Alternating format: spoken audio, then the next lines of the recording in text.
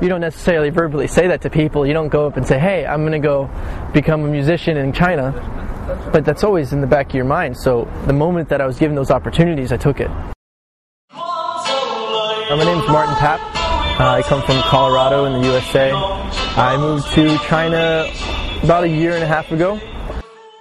I joined basically the equivalent version of American Idol, but in China, Chinese Idol, called Nanchang.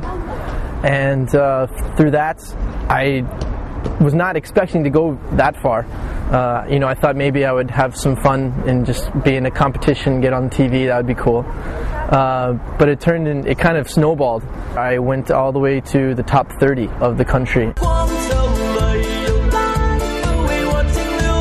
I think music became really part of my life once my parents got divorced when I was 14. I never once thought it would turn into a career of any sort, though. I was always just doing it on the side. When I went to school at St. Lawrence University in New York, and I majored in government, political science, which is definitely not any correlation to music. And that's actually how I came to China originally, is as a foreign exchange student in 2006 in Shanghai. And I played some music there. I went to this talent show. And I think this was the moment probably where I got the idea that I should come do music in China. When you get a really good performer in the US, people clap and they say, woo, that was good, and then it's over. But here, though, people were chasing me after the show, wanting to sign autographs. I'm like, that feeling was really unique.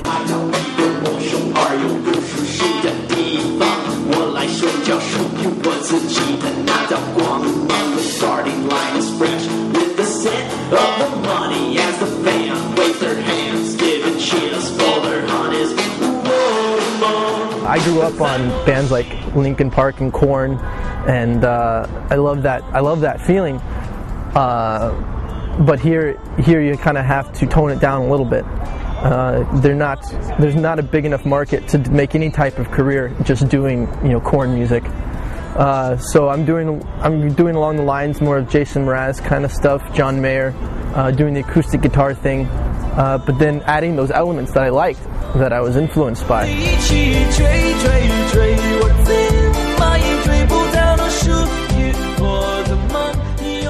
It was unintentional, but I realized that a lot of my songs revolve around not giving up. Just keep going, persisting. Songs that are giving you strength in some way. I try to avoid too many love songs, mainly because Chinese market is very saturated with love songs, and honestly, it's a little redundant. And I try to play with that idea. I have a song called 不再写情歌, which means I will not write any more love songs.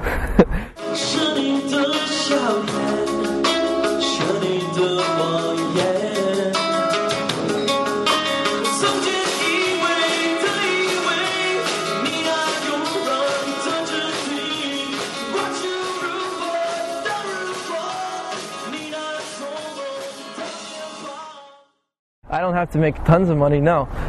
But you have to. If you're going to be doing music full time, you have to find a way to, especially in Beijing, which is quite an expensive place, is you have to pay for your rent, your food, any expenses that you have, and that can be difficult in the music industry in China because the concept of music is generally thought of as a free service.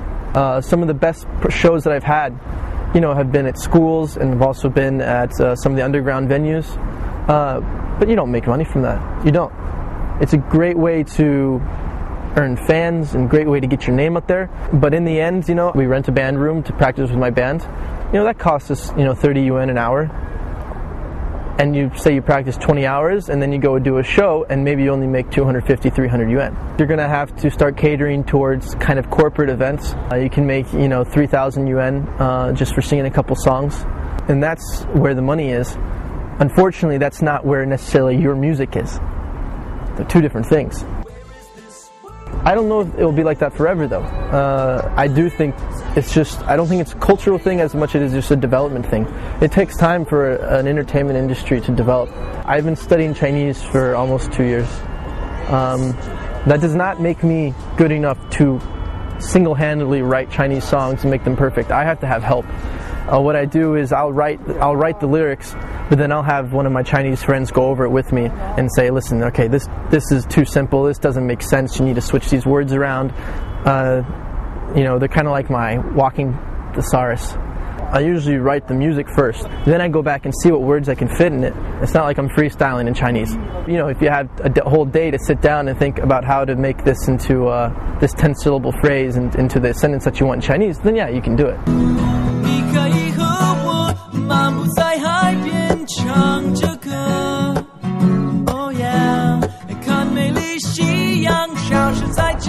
There's still clear defined differences whether you're Chinese or a foreigner.